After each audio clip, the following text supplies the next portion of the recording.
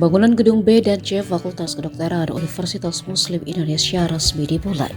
Hal itu ditandai prosesi peletakan batu pertama di area Fakultas Jalan Urip Sumoharjo, Makassar, Sulawesi Selatan, bertepatan dengan momentum 1 Muharram 1448 Hijriah, Selasa 16 Juni. Ketua Pengurus Yayasan Wakaf Umi, Prof. Basura Mokhtar, yang mengenakan helm proyek, menjadi tokoh pertama meletakkan batu.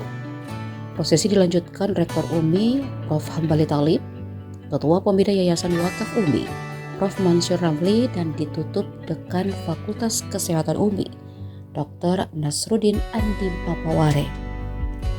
Kalau hari ini diletakkan batu pertama, boleh hari ini dilubuhkan juga. Bismillah, kita sudah siapkan semua, sudah di ini. Dan mudah-mudahan Allah meridhai atas perhiasan dan universitas. Semoga gedung B dan gedung C ini bisa kita selesaikan. Nasruddin Andi Papaware mengatakan peletakan batu pertama menjadi momentum penting karena bertepatan dengan Tahun Baru Islam.